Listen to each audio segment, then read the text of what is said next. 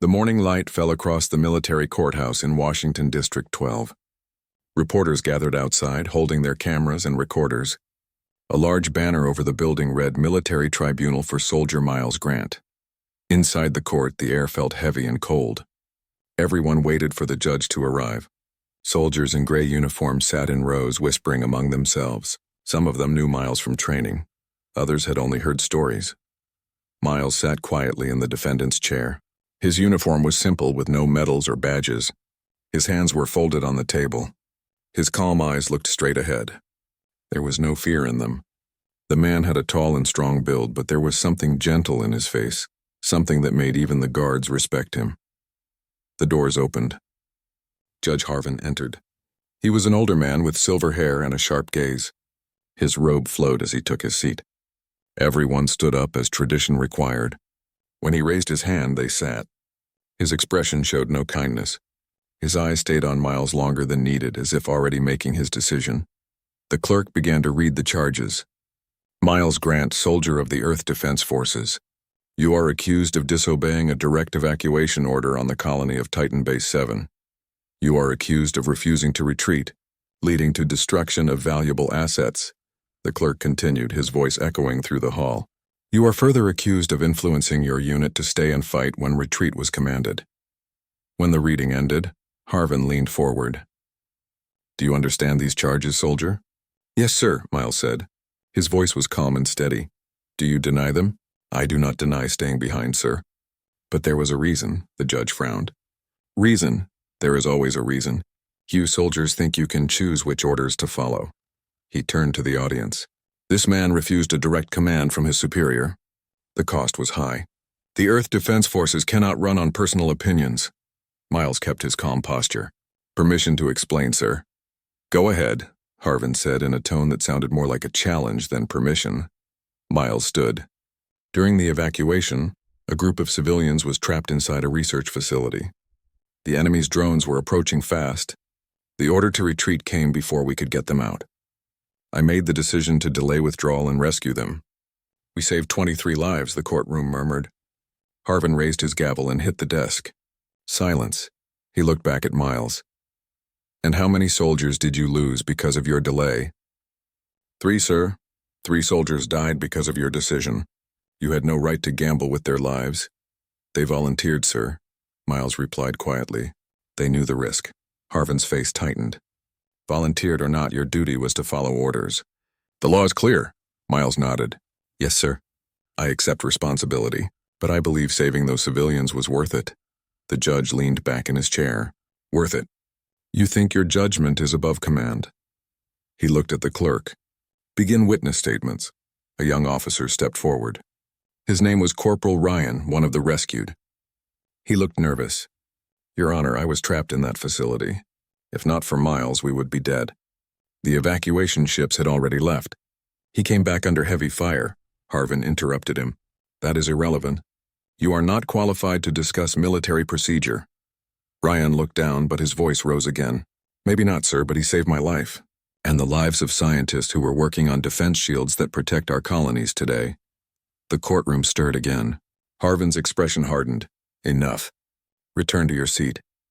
Ryan obeyed, but before sitting, he looked at Miles and nodded in respect. Harvin turned back to Miles. This court does not judge emotion. It judges action. And your action was disobedience. Miles stayed silent. He knew arguing more would only make things worse. Outside the courtroom, rain began to fall. Thunder rolled across the city. Inside, the atmosphere grew darker. Harvin began his closing remarks. This case is simple. The defendant disobeyed a direct order. He caused loss of personnel. He endangered the chain of command. Discipline must be absolute. He looked straight at Miles. This court will not allow chaos in the ranks, no matter who stands before it. The audience shifted in their seats. Some of the officers seemed uneasy.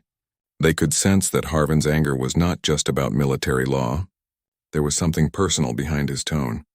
Harvin stood. Before I declare sentence, do you have anything to say for yourself? Miles stood again.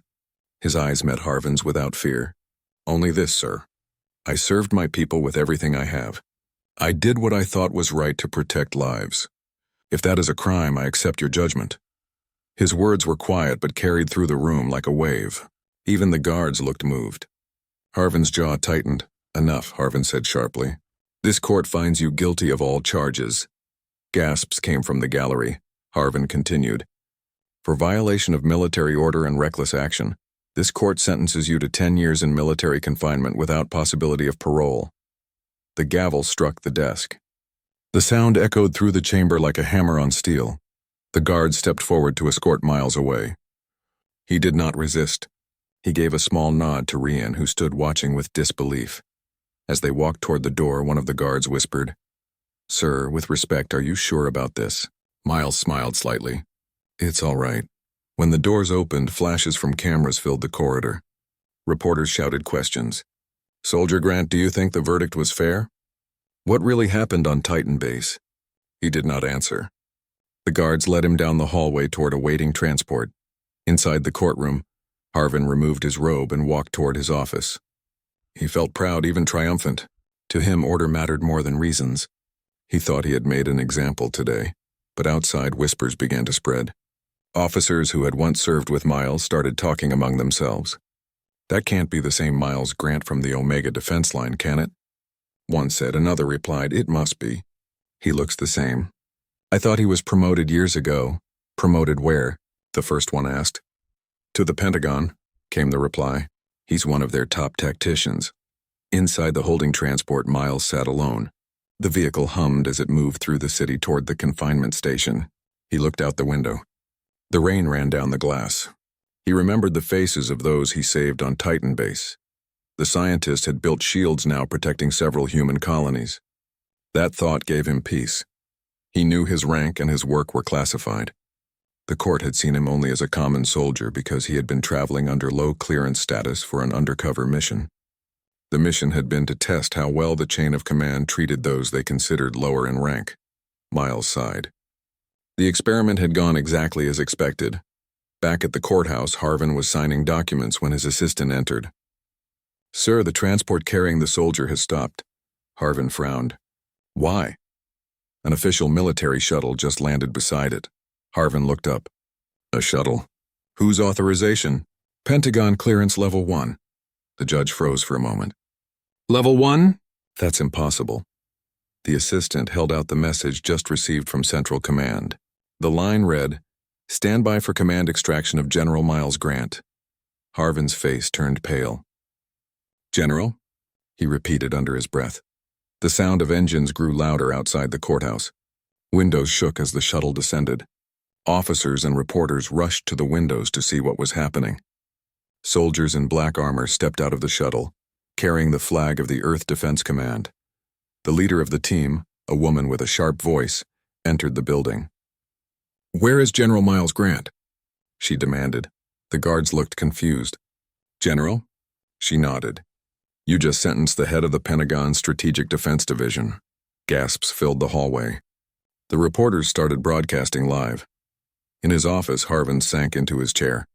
He could not believe what he was hearing. The man he had called unfit for command was one of the highest-ranking officers in the entire Earth Defense Force. He felt a cold wave of realization. Everything he said in court was now public record. Every word of bias, every insult, every unfair remark.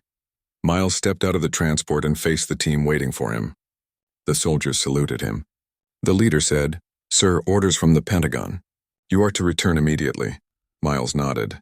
He turned once toward the courthouse. His eyes met Harvin's through the glass window above. There was no anger in them, only calm disappointment. He entered the shuttle. The engines roared and lifted the craft into the gray sky. Inside the courthouse, silence filled the halls. Harvin stood alone at the window, watching the shuttle vanish into the clouds. He finally understood that he had not only misjudged a man, but had revealed his own weakness to the entire world. And somewhere above Earth, General Miles Grant sat quietly in the shuttle, looking down at the blue planet below. He thought about justice, respect, and the long road still ahead for humanity. He whispered to himself, "The test is not over yet." The shuttle carrying General Miles Grant sliced through the gray sky toward the Pentagon. Inside the cabin, the air was calm, filled with the steady hum of engines. Miles sat beside the pilot, his eyes focused on the horizon. The pilot, a young officer named Tara, glanced at him with deep respect. She had heard stories about him since training days, but she had never seen him in person until now. Tara finally spoke. "Sir, the world is already talking about what happened in the courtroom. The footage is everywhere." Miles nodded slowly. "Let them talk. Maybe it will open some eyes." The shuttle began its descent over the Pentagon complex, a vast structure that looked more like a city than a building. Defense ships hovered above it, scanning the skies for threats. Humanity had spread to several colonies now, and every day new reports arrived about strange signals from deep space. The Pentagon was not just a military command center anymore. It was the heart of Earth's defense against the unknown. When the shuttle landed, a group of high-ranking officers was already waiting. They saluted as Miles stepped down. The head of the welcoming party, Admiral Rowan, approached him with a serious look. "General Grant, welcome back. We received word about your trial," Rowan said. Miles returned the salute. "It was part of an assignment, sir. I did not plan for it to go this far, but I suppose fate decided otherwise." Rowan gave a faint smile. "The media is in chaos. Some call it a mistake. Others call it justice returning in disguise. Either way, the whole planet knows your name again." Miles looked around the courtyard. Soldiers of every background were training, working side by side. Then perhaps something good will come from it. Rowan led him inside. They walked through long corridors filled with digital screens displaying maps of colonies, fleet routes, and alien movement patterns. "We have bigger concerns, General. But before we get to them, the Council wants you to address the issue publicly. They want a statement from you regarding the trial." Miles shook his head. "No public statement. Let the truth speak for itself. My focus is defense, not reputation." Rowan stopped walking and looked at him closely. "You always were like this. Calm, focused, and too humble for your own good. But you understand that the Council will not rest until you appear before them." "I'll face them," Miles said quietly, but not as a man demanding justice for himself. As a soldier reminding them what justice really means. Later that day, the Council of Earth gathered in the Pentagon's Grand Hall. The circular room was filled with representatives from colonies across Mars, Titan, Europa, and the lunar base. Screens showed the faces of remote delegates. The atmosphere was tense. The news about the trial had shaken the foundation of the Earth Defense Command. When Miles entered, the hall went silent. Every person turned to watch him. He wore his full uniform now, with badges of service from 20 campaigns across the solar system. His presence filled the room not by power, but by quiet strength. Even those who had doubted him before now looked uncertain. The Council Chair, Minister Hale, spoke first. "General Grant, thank you for coming. We have reviewed the footage from the trial. There is concern about the image this event projects about our system of justice." Miles stood in the center of the hall. "The system worked as designed, Minister. The issue is not the system. The issue is the people who use it." Hale folded his hands. "The judge's behavior was unprofessional, yes. But your silence in the court made some wonder if you were testing the system intentionally." "I was," Miles said calmly. "My mission was to evaluate how lower-ranked soldiers are treated when facing the court without titles or influence. We have trained our forces to defend against alien empires, yet we forget to defend fairness within our own ranks." The hall grew quiet. Several delegates whispered to one another. Hale looked uneasy. "So you allowed yourself to be sentenced on purpose?" "I allowed the truth to reveal itself," Miles replied. "I did not expect the outcome to spread so widely, but perhaps it was necessary." A delegate from Mars spoke up. "General, your choice has caused uproar among the people. Some say the trial exposed arrogance within our leadership. Others claim you staged it to gain sympathy." Miles turned to face the delegate. "I gain nothing from sympathy. My career is already long. My concern is not for myself, but for the soldiers who come after me. If they believe the system is unfair, how can they fight for a cause greater than themselves?" The hall was silent again. Then Admiral Rowan stepped forward. "If I may speak, Chair, the general has always been a man of honor. He could have used his rank to escape judgment, but he chose not to. That decision should be respected, not questioned." Minister Hale sighed. "Very well. The Council will issue a statement clearing General Grant of all charges. Judge Harvin will be summoned for disciplinary review." Miles raised a hand. "No need for punishment, Minister. Let him face truth, not revenge. He will learn more from seeing what justice really looks like than from losing his seat." Hale looked at him with surprise. You would forgive him?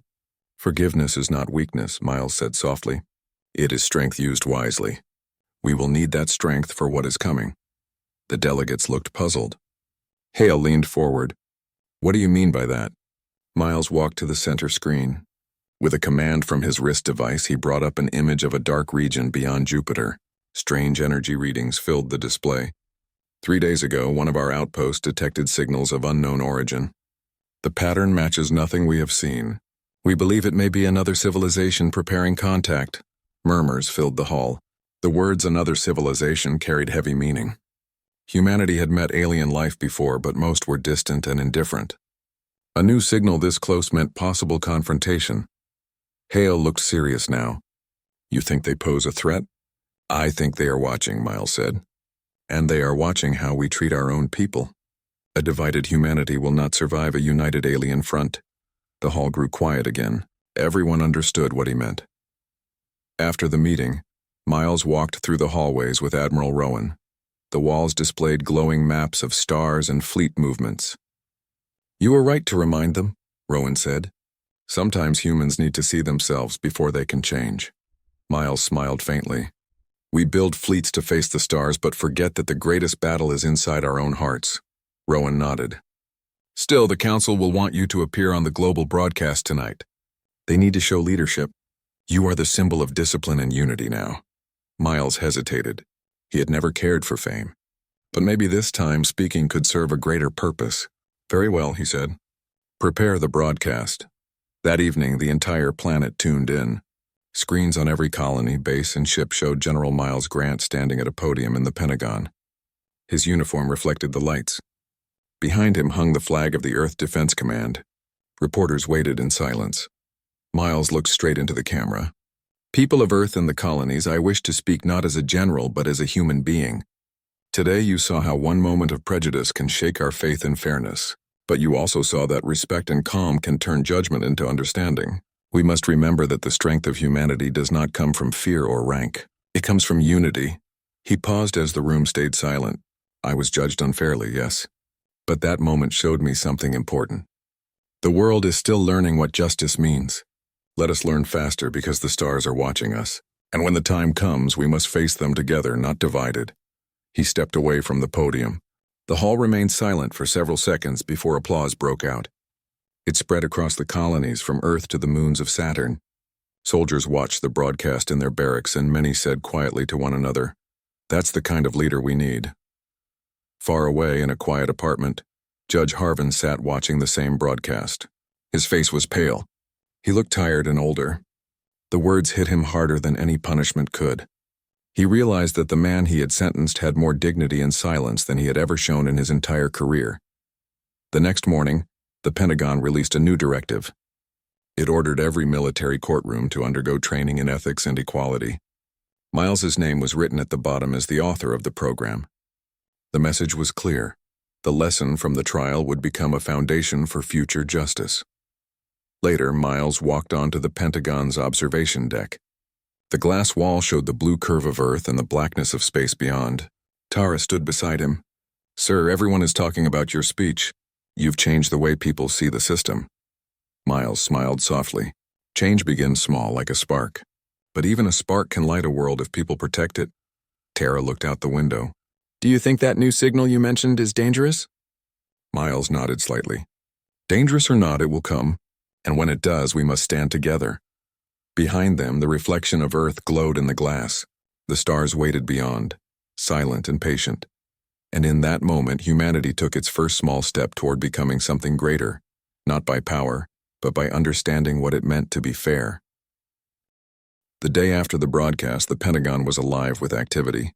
Soldiers and officers moved through the halls with purpose. Screens along the walls displayed star maps, fleet positions, and reports from distant colonies. General Miles Grant walked steadily down the main corridor, accompanied by Admiral Rowan and a small security detail. His presence commanded attention, not through force but through calm authority. Every eye followed him. Every officer whispered quietly to one another. Miles was heading toward a secured chamber where Judge Harvin had been summoned. The judge had been ordered to meet the general in person. Harvin had not been punished yet. This meeting was designed to confront him with the truth about his actions and give him a chance to understand the consequences of his prejudice. The anticipation in the Pentagon was intense. Inside the chamber, the walls were lined with holographic screens displaying news clips of the trial. Harvin sat stiffly in a chair, fidgeting with his papers. He looked older than he had the day before, and his face showed deep lines of stress and fear. The moment the door opened and Miles stepped in, the room fell silent. Miles did not raise his voice. He walked calmly to the center of the room, his uniform sharp and perfect. The medals and badges he now wore reflected the lights from the holographic displays. Every movement was precise, every step deliberate. "Judge Harvin," Miles said quietly, his voice calm yet filled with authority. "We need to talk." Harvin looked up, startled. "General, I did not expect you so soon." Miles took a seat opposite him, maintaining eye contact. "You did not expect me because you never thought about the consequences of your actions. That is a mistake you need to understand." Harvin's hands trembled slightly. "Sir, I was following procedure. I followed the law." Miles shook his head slowly. "The law exists to protect people, not to satisfy ego or prejudice. You judged me without knowing who I was, without considering the facts beyond what you assumed. That is the real crime here." The judge swallowed hard. I did not mean to disrespect the court, sir. I only thought I was enforcing discipline." "Discipline is not justice," Miles said. "Discipline is necessary, but it cannot replace fairness. The soldiers you oversee trust you to be impartial. When you act from personal bias, you betray that trust. And when you betray trust, you weaken humanity itself." Harvin's face turned pale. He looked down at his hands. I see that now." Miles leaned forward slightly. "Seeing is not enough. You need to understand. You need to feel what it is like to be judged by someone who sees only your skin, your rank, or your background, not your character or your actions." Harvin remained silent. He could feel the weight of the general's words pressing against him. Every claim, every example from the trial, every insult he had given now replayed in his mind. Miles continued. "I allowed the system to judge me as a common soldier. I stood in that courtroom without revealing my rank or my work. And you failed to see me for what I truly am. That is why you must learn humility." The room remained quiet except for the faint hum of the security systems. Harvin's voice was barely above a whisper. I misjudged you, General. I did not know. I'm sorry." Miles looked at him steadily.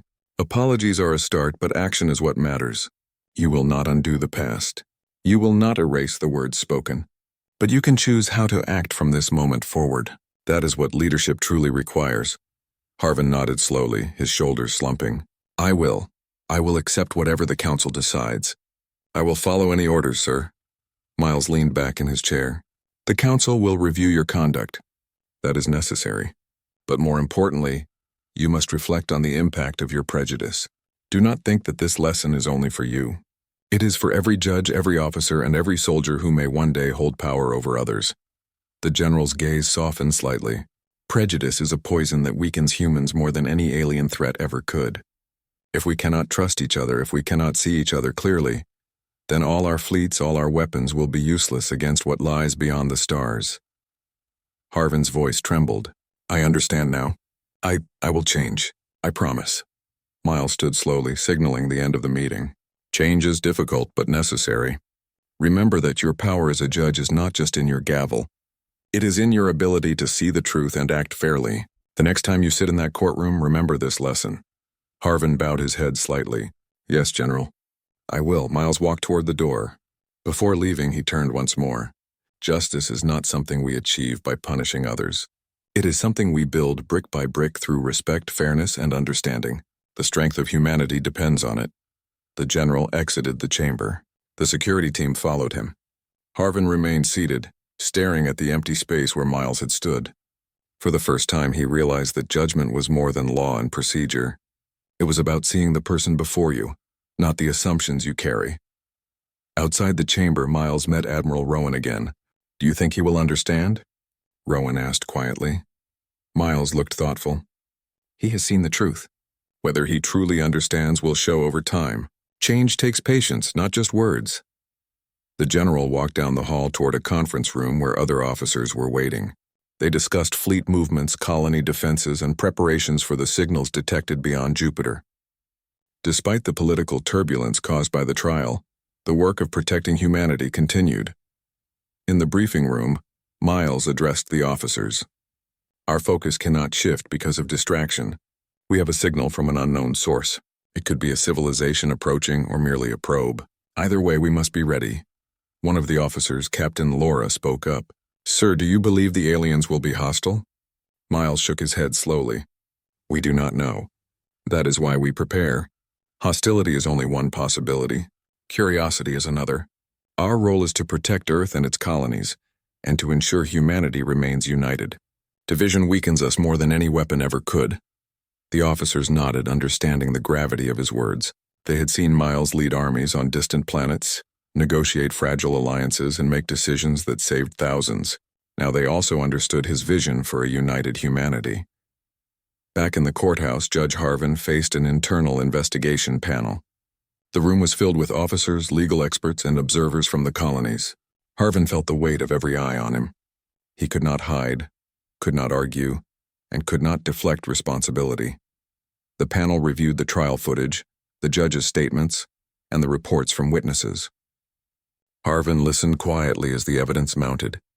For the first time, he realized how deeply his bias had influenced the case. His own assumptions had nearly destroyed a man who was crucial to the safety of all human colonies. After hours of review, the panel concluded their session. Harvin was removed from his position pending further evaluation. No punishment beyond that was issued. The goal was not revenge, but reflection. Harvin left the room, humbled and aware of the responsibility he had failed to uphold. Meanwhile, Miles returned to his office. He reviewed reports from Titan Base and other colonies, noting the progress made by scientists whose lives he had saved. Every shield installed, every colony protected, was a reminder of why fairness and justice mattered. Protecting lives was not only about strategy and power. It was about ensuring that every human, regardless of rank or background, could trust the system to be just. Miles sat in his chair and looked out the window at the Earth below. The planet seemed calm, but he knew the dangers were growing. Signals from deep space were still unexplained, and the colonies continued to expand. Humanity's survival depended not only on technology and fleets, but on moral strength, unity, and respect. Tara entered the office quietly. Sir, the global broadcast was received positively. People are talking about fairness, unity, and leadership. They are seeing what you mean. Miles nodded. That is a start. The real work begins now. We must prepare not only for external threats, but for internal challenges. Unity will be tested every day. She hesitated, then asked, Do you ever worry that people will forget your message once the excitement fades? Miles smiled faintly. People forget. That is human nature. But some remember, and those who remember will carry the lesson forward. That is enough. The general stood looking at the stars above the Pentagon. The signals from the distant reaches of the solar system flickered on the monitors. Every unknown signal was a reminder that humanity had to be ready. He whispered softly to himself. Justice is the first defense. Unity is the second. Everything else follows. And with that thought, General Miles Grant prepared for the next challenge. Not a courtroom, not a biased judge, not the whispers of the public, but the unknown that waited in the dark reaches of space. Humanity's greatest battle was not only against the stars, but within themselves. The shuttle touched down on the military landing platform in Washington sector. The bright lights of the Capitol base reflected off the smooth metal of the landing pad. General Marcus Hale stepped out slowly, his boots hitting the ground with calm confidence. The guards around him saluted sharply. His uniform was clean, every metal shining under the morning sun. He had left Titan behind with no anger in his heart. Marcus had always believed that justice was not revenge. It was balance. Now he had returned to bring that balance back to Earth. The news had already spread across every colony and outpost. The story of the soldier who had been unfairly sentenced was now the biggest headline in the system. Every channel showed the same image, a young soldier standing before Judge Renner, accepting his punishment in silence. Now those same channels were showing the truth, that the man in that courtroom was not a low-ranked soldier, but the supreme commander of Earth defense. When Marcus walked through the halls of the Pentagon, people stopped and stared. Some whispered apologies under their breath. Others stood straighter, filled with pride. The man who had once been treated like a nobody now carried the weight of human honor on his shoulders. Marcus did not stop to speak with anyone. He moved toward the grand tribunal chamber where the review hearing would take place. The room was already full. Officers, reporters, and diplomats from across the alliance filled the seats. Cameras floated in the air, recording every moment for the public. At the far end of the hall sat Judge Renner. His face was pale, and his hands trembled slightly as he held a datapad. For years he had been respected, even feared. But now that respect had turned into cold silence. The entire hall seemed to judge him before the trial even began. Marcus entered the room, and every officer stood up. The sound of chairs scraping against the floor echoed through the chamber. Renner lifted his eyes and froze. The man he had once called a troublemaker was now wearing the insignia of the highest command in the human military. Marcus gave a short nod to the council. "Proceed," he said calmly. The tribunal began with the reading of the charges. Renner was accused of abuse of power, bias in judgment, and intentional disregard for military procedure. The council played recordings of the trial from Mars. Every harsh word, every dismissive tone, and every unfair comment was shown again. The hall was silent except for the voice of Renner echoing from the speakers. When the recording ended, the head counselor turned to Marcus. "General Hale, you may address the court." Marcus stood and faced the audience. His voice was steady and clear. "I did not come here to seek revenge," he began. "I came to protect the idea of justice. The uniform we wear represents more than rank. It represents the trust of every human who believes in fairness." He paused for a moment, letting his words reach every corner of the hall. "During my mission on Mars, I was sent undercover to investigate corruption among officers. Judge Renner's name appeared in multiple reports of misconduct. His rulings had destroyed careers and weakened trust among soldiers. When I was brought before him, I saw how deep that bias had gone. The council displayed evidence collected during the investigation: financial records, message logs, and testimonies from soldiers who had been wrongly punished. One by one, the truth unfolded. Renner had accepted favors from high-ranking businessmen and had covered up cases where officers mistreated lower ranks. Renner tried to defend himself. "I acted within the law," he said, his voice shaking. "Every decision I made followed regulation."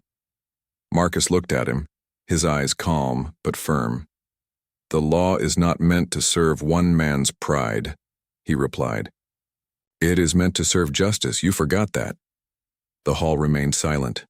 No one dared to interrupt. Even the reporters stayed still, their recording drones hovering quietly. After the evidence was presented, the council members began their private deliberation. Marcus stepped aside, waiting patiently. He did not smile or frown. He simply watched the people who once doubted him realize what true leadership looked like. While he waited, a young officer approached him. The officer was barely 20, nervous but proud. "Sir," he said softly, "when I saw what they did to you, I thought no one would stand against it. But you did not lose your calm. You showed all of us what strength really means." Marcus nodded. "Strength is not in anger. It is in control. Remember that when it is your turn to lead." The officer saluted and stepped back, inspired. An hour later, the council returned. The head counselor stood and announced the decision. "Judge Renner is hereby dismissed from his position. His authority is revoked and he will face full investigation for corruption and bias." The entire hall erupted in quiet approval. Renner sank into his chair, unable to speak. His career, his pride, and his false sense of superiority were gone. Marcus walked toward him, stopping a few steps away. "You had power," Marcus said softly. "But you used it to divide. Humanity cannot afford division, not now, not ever." Renner looked up, guilt in his eyes. "You could have destroyed me completely," he whispered. "Why stop here?" Marcus turned slightly, looking toward the council. Because I am not your enemy. The fight was never between us, it was between right and wrong. He saluted the council and walked out of the chamber. The cameras followed him as he stepped into the sunlight. The people waiting outside began to cheer, their voices echoing through the plaza. Some shouted his name. Others simply raised their hands in respect. Marcus did not raise his arms or wave. He only nodded once and kept walking. His mission was never about glory. It was about restoring the honor that every human deserved. Later, that evening, he stood on the balcony of the Pentagon looking at the city below. The light stretched far into the horizon. Behind him, a group of young cadets waited for his address. He turned and spoke simply. We live in a time when machines can fight our wars, and ships can cross light years. But no machine can replace what makes us human, our sense of justice, our courage, and our respect for each other. Remember this truth wherever you go. The cadets stood taller. One of them said, "Sir, what should we do when we see wrong being done by those above us?" Marcus answered, "Stand tall and speak truth, even if your voice shakes, because silence allows corruption to grow, and one voice can remind the world of its conscience." The group saluted. The moment was quiet but powerful. As night fell, Marcus received a message from the High Command. A new threat was rising near the frontier colonies. Alien activity had been reported in the Orion Belt. The command requested his leadership once again. He read the message and smiled faintly. The universe was vast and humanity still had much to learn. But as long as people stood for justice, there was hope. He turned his gaze toward the stars. The same stars he had seen from the shuttle window now looked brighter. They were symbols of humanity's reach, of endless possibility, and of unity beyond color, class, or origin. Far behind him, in a quiet office, Renner signed the official papers of his removal. For the first time, he felt something different, not pride or fear, but humility. He looked at the last file on his desk, Marcus Hale's case file, and whispered to himself, "I was wrong." The next morning, when Marcus left Earth for his new assignment, a massive crowd gathered at the launch bay. Soldiers, citizens, and officers stood together, cheering him on. He stepped onto the boarding ramp and looked once more at the planet he had defended. He spoke quietly, though the crowd could not hear him. Justice is the shield that keeps us human. The engines ignited and the ship lifted into the sky. The people watched until it vanished among the stars, and somewhere deep inside the heart of every human watching, a new kind of pride was born. The pride of being human, of standing together, and of believing once again that truth could rise above power. The morning sky was clear as General Marcus Hale's ship crossed the edge of Earth's orbit. The planet glowed below like a blue and white jewel. Marcus stood by the window of the command deck, looking down at the world he had just defended in a way no weapon ever could. He had fought not with lasers or fleets, but with truth. The battle for justice was always the hardest, yet he had won it with calm strength. The crew around him worked quietly. Every person on that ship knew what had happened on Earth. They respected Marcus not only as their leader, but as a symbol of what humanity could be when guided by fairness. His reputation now spread through every station, colony, and outpost. Soldiers everywhere whispered his name with pride. He had become more than a general. He had become an example. Marcus turned to his first officer, a calm and thoughtful man named Aaron. "Set course for the Orion Belt," Marcus said. "The colonies there are reporting strange movements again." Aaron nodded and began to input the coordinates. "Yes, sir. The fleet is ready." As the ship prepared for the jump, Marcus sat down at his desk. Messages from across the system kept arriving. Letters from soldiers, civilians, and even children. Many thanked him for standing against injustice. Others said his words had changed the way they saw the world. Marcus read each message carefully. He saved them all in a personal file. One message caught his attention. It was from a young cadet named Lena, who had been training on the Mars base. She wrote that she had once doubted her place in the military because she came from a poor family. After hearing Marcus speak at the tribunal, she decided never to hide who she was again. She wanted to serve with honor just as he did. Marcus smiled as he read her final line. "You made me believe that being human is something worth fighting for." The ship completed its jump, and the stars shifted. Ahead of them was the Orion frontier. Reports had mentioned strange signals near an abandoned mining station. Marcus gathered his officers in the briefing room. The walls displayed a holographic map of the area. Aaron pointed to the signal. "It seems to be coming from an old outpost, sir. No life signs detected, but energy levels are unstable." Marcus studied the map. "We'll send a small team. I'll go with them. We need to know what's happening before we send more ships." The officers exchanged quick glances. It was rare for the Supreme Commander to go on field missions himself, but Marcus always believed that leadership meant presence. He never gave orders he wouldn't follow himself. The shuttle descended through the clouds of the icy planet and landed near the silent mining station. The air was thin, the ground covered in frost. Marcus and his team stepped out, their suits glowing with faint blue lights.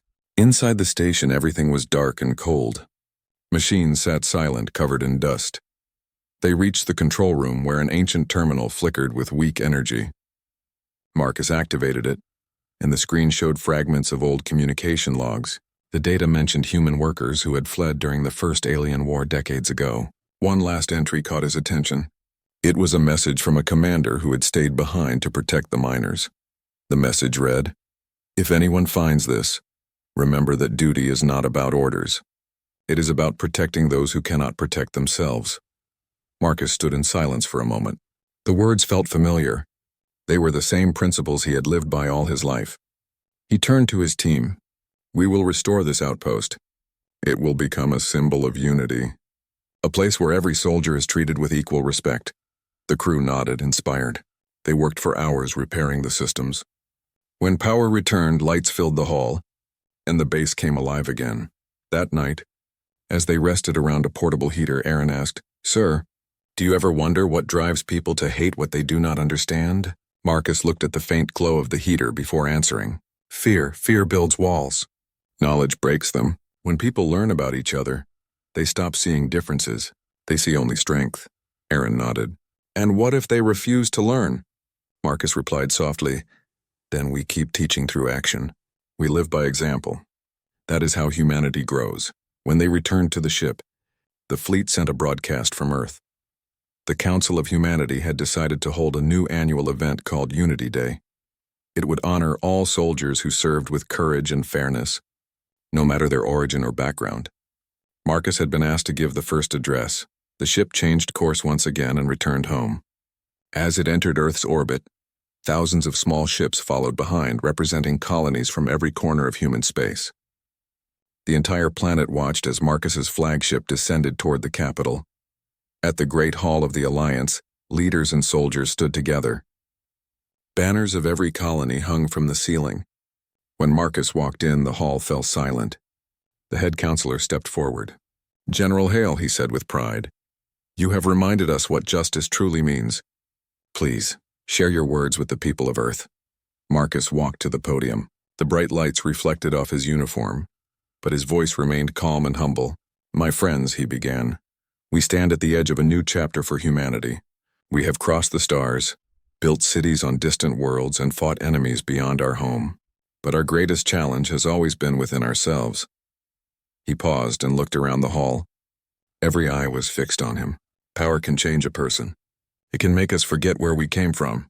But we must never forget that before ranks and titles, we are all human. We rise and fall together. Our strength is not in how hard we fight, but in how fair we stand. The hall remained silent, his words sinking deep. Marcus continued. "A judge once believed that a man's worth could be measured by his skin or his status. But that man learned that leadership is not given by rank. It is earned through honor. Every human, no matter their station, carries the same potential for greatness. The moment we see each other as equals, we become unstoppable." He lifted his hand slightly. "Look around you. We are many, but we are one race, the human race. Let our children grow in a world where justice is not feared but trusted. Let our soldiers fight not for pride but for peace. Let our leaders remember that power is only sacred when it serves the weak." The hall erupted in applause. Some officers had tears in their eyes. The sound of unity filled the air. Reporters across the colonies sent his speech to every screen in the human systems. Later that night, Marcus walked through the quiet streets outside the capital. The stars above seemed closer now. He saw families gathered in parks talking about his words. He saw children pretending to be soldiers, saluting each other with laughter.